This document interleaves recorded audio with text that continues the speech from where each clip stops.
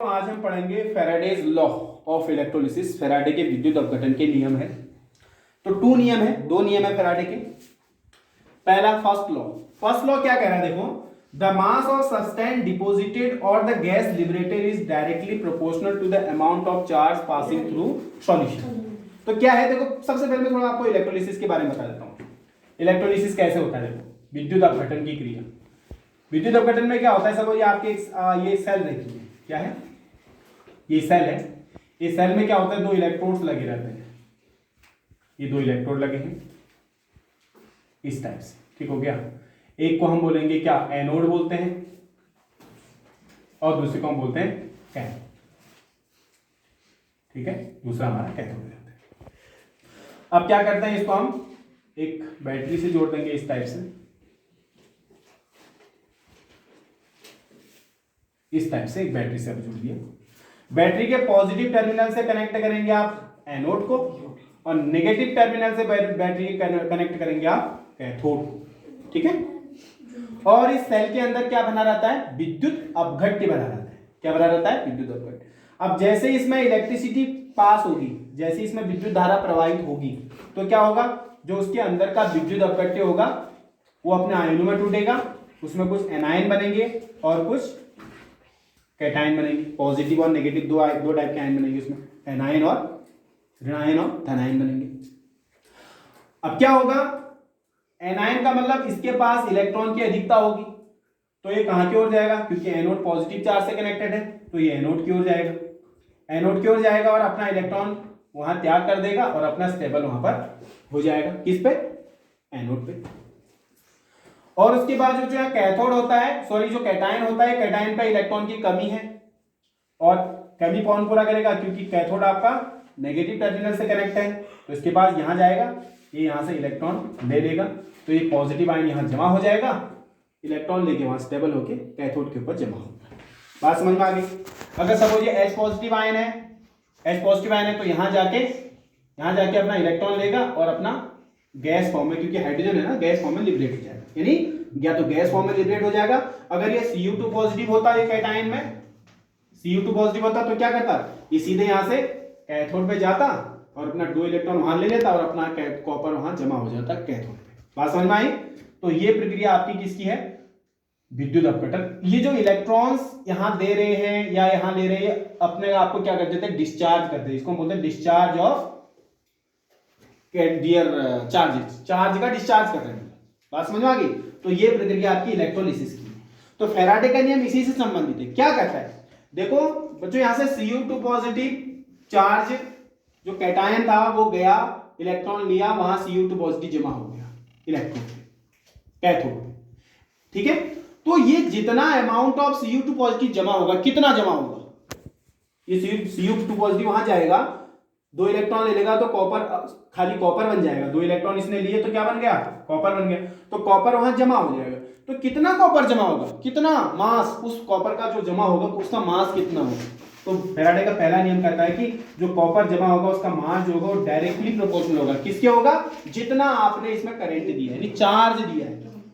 जितनी देर तक चार्ज दोगे, करंट दौड़ाओगे, उतना मास वहां डिपॉजिट होता जाएगा। तो ये कहता है कि m is directly proportional to the charge आवेश, यानी वही कह रहा था, मास ऑफ सब्सटेंस डिपॉजिटेड और द गैस लिबरेटेड। जितना सब्सटेंस डिपॉजिट हो रहा है या जो गैस यहां पर हाइड्रोजन जैसे आयन गया तो गैस लिबरेट, यानी जितनी गैस लिबरेट होगी या जितना मास डिपॉजिट होगा वो किसके प्रोपोर्शनल होगा, directly proportional to the amount of charge passing through solution. यानी सॉल्यूशन में से जितना चार्ज पास हो रहा है, जितना करंट इसमें प्रवाहित हो रहा है, उसके प्रोपोर्शनल वो होगा। अब यहां से प्रोपोर्शनलिटी का कांस्टेंट हटाते तो क्या आता है आपका, m इज इक्वल टू, हम लिखते हैं एक कांस्टेंट लिखते हैं z इनटू q। अब ये z क्या है, ये z यहां पर आपका है, ये जो z है, ये z है, ये z को बोलते हैं हम, z एक कांस्टेंट होता है जिसको बोलते हैं इलेक्ट्रोवैलेंट, इलेक्ट्रोकेमिकल इक्विवेलेंट। क्या बोलते हैं, इलेक्ट्रोकेमिकल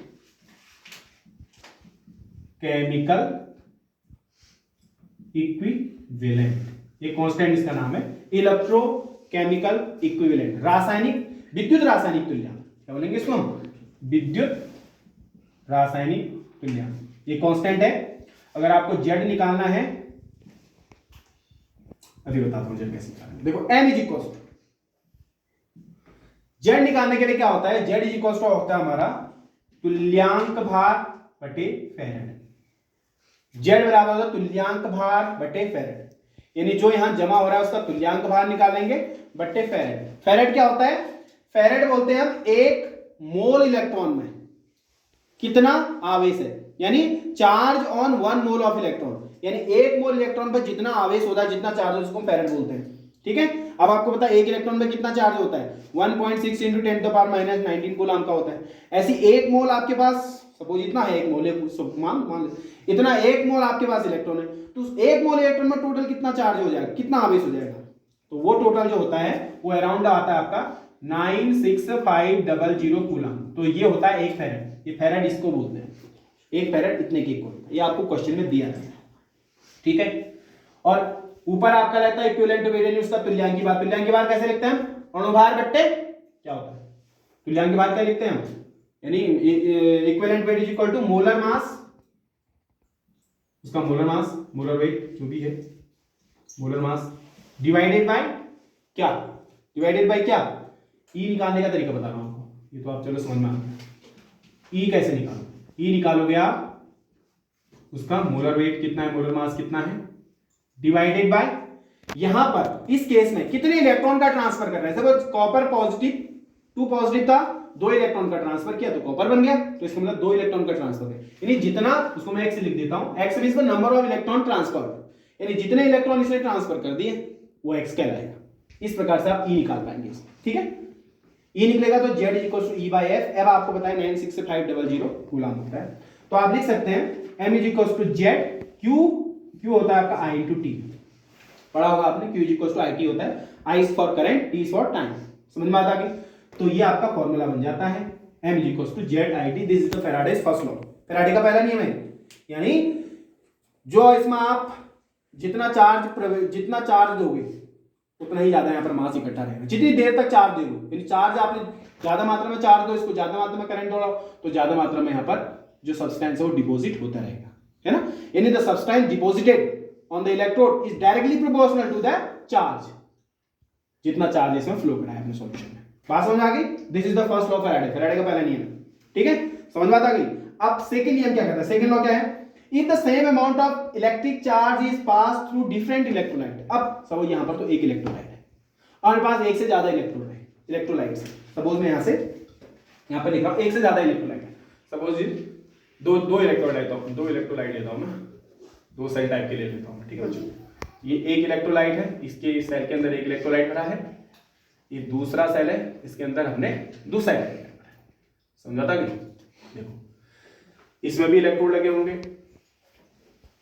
ये इलेक्ट्रोड लगे हैं, एक एनोड है दूसरा कैथोड, इस पे भी इलेक्ट्रोड लगे हैं, first one is anode and the next one is cathode. अब क्या करते हैं हम, क्वेश्चन क्या करता है, इसमें सपोज 2 इलेक्ट्रोड, इसमें सपोज हमने एक इलेक्ट्रोलाइट भरा ZnSO4, इसमें भर दिया हमने दूसरा इलेक्ट्रोलाइट CuSO4, तो कैथोड पे क्या जमा होगा, जिंक जमा होगा, यहां कैथोड पे कॉपर जमा होगा। अब क्या करें, if the same amount of electric charge is pass through different, यानी दोनों इलेक्ट्रोलाइट में हम समान मात्रा की same amount of electric charge pass करें, यानी जितना इलेक्ट्रिसिटी इसमें करंट इसमें प्रोवाइड कर रहे हैं उतना ही इसमें भी करें, सेम अमाउंट ऑफ इलेक्ट्रिसिटी, यानी चार्ज का मतलब समझा, चार्ज का मतलब करंट और टाइम से है, Q इक्वल्स टू IQ, यानी आप दोनों में करंट सेम दो और टाइम, दोनों में सेम टाइम के लिए सेम करंट आप दो, दोनों में सेम टाइम के लिए बराबर समय के लिए बराबर करंट आप दो। ठीक है, तो क्या होगा, then the amount of substance deposited और लिबरेटेड, यानी जो अमाउंट यहां पर डिपॉजिट होगा, जमा होगा, या जो गैस बनी तो लिबरेट होगी, यानी जितना अमाउंट इस कैथोड में, दोनों के कैथोड में जितना अमाउंट डिपॉजिट होता है, जमा होता है, किसके बराबर होता है, is directly proportional to its equivalent weight, वो उनके जो जमा हुए उनके इक्विवेलेंट, उनके तुल्यांकी भार इक्विवेलेंट वेट के प्रोपोर्शनल होता है। बात समझ में आ गई। तो क्या कह रहा है, जिंक जितना जमा होगा या कॉपर जितना जमा होगा, कितना जमा होगा, उनके अपने इक्विवेलेंट वेट के प्रोपोर्शनल होता है। ठीक है, समझते हैं। देखो सपोज यहां पर जिंक कितना जमा होगा, मास of zinc deposited on the electrode, सब इनको पहले हम सीरीज में कनेक्ट करेंगे। कुछ एक बात और बताऊं, अब हम यहां पर कह रहे हैं कि सेम अमाउंट ऑफ चार्ज दोनों में दे रहे हैं, तो सेम अमाउंट ऑफ चार्ज कब जाता है, यानी सेम अमाउंट ऑफ करंट दे रहे हैं। सेम अमाउंट ऑफ करंट में इनको हम सीरीज में कनेक्ट कर देते हैं। सीरीज में आपको पता है ना करंट सेम रहता है। तो इनको सपोज मैंने ये बैटरी का प्लस सिरा लिया है ना, ये माइनस टर्मिनल लिया, इससे यहाँ के कैथोड को जोड़ दिया और ये कैथोड और एनोड मैंने आपस में इन दोनों को भी जोड़ दिया इस टाइप से, ठीक है। तो ये पॉजिटिव, ये negative, this is positive and this is also negative. समझ बात आ गई। तो इस सीरीज में जोड़ दिया, तो सीरीज में आपको पता है करंट सेम रहता है, ठीक है। अब मैं बात करूं कि यहाँ से Zn जो Zn पॉजिटिव आयन निकलेंगे वो यहाँ कैथोड पे जमा होंगे। कितना जिंक जमा हुआ, मास of zinc deposited on this cathode किसके बराबर होता है, ये फॉर्मूला पढ़िए ZIT होता है नहीं होता है, ZIT। अब Z किसके बराबर होता है, Z बराबर नहीं पढ़ रहा, equivalent weight divided by Faraday. Equivalent weight किसका, जिंक का, जिंक जमा हो रहा है ना, तो equivalent weight of zinc by Faraday हो जाएगा। तो मास ऑफ जिंक डिपॉजिट हो गया यहाँ पे इतना। अब इस इलेक्ट्रोड की बात करें यानी कितना कॉपर जमा हुआ है यहाँ पर, अब मैं आपसे बोलूं तो मास ऑफ कॉपर डिपॉजिटेड, तो ये भी ऐसे हो जाएगा ZIT यानी Z is equals to equivalent mass of copper. Copper का जो इक्विवेलेंट मास होता है तुल्यांक भार होता है Cu divided by F into IT। अब इन दोनों इक्वेशन को डिवाइड कर लेता हूं, ठीक है बच्चों। अब इनको मैं दोनों को क्या कर लेता हूं, डिवाइड। अब मैं ऊपर वाला एरिज करने जा रहा हूं, यहां अच्छे से आप इसको समझिएगा। देखो बच्चों, देखो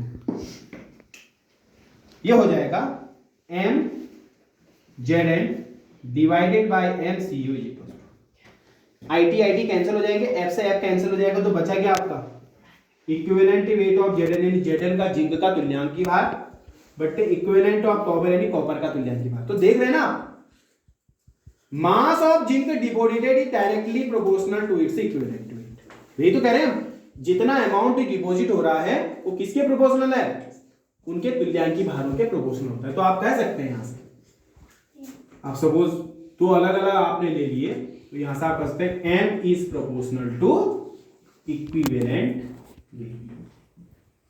ये बात समझ आई, यानी जितना मास, अगर आपने दो इलेक्ट्रोलाइट ले लिए, जितने ज्यादा इलेक्ट्रोलाइट आप ले रहे हैं, जितने ज्यादा विद्युत अपघट्य आप ले रहे हैं, उन डिफरेंट अलग अलग विद्युत अपघट्यों में जो सब्सटेंस जमा होगा उसका जो मास होगा वो डायरेक्टली प्रोपोर्शनल रहेगा उनके तुल्यांकी भारों के, बात समझ में आ गई यहां से। यही है आपका फैराडे का सेकंड लॉ, यानी फर्स्ट लॉ का ही एक्सटेंशन है, ये हिसाब से आप कह सकते हैं। बात समझ में आ गई।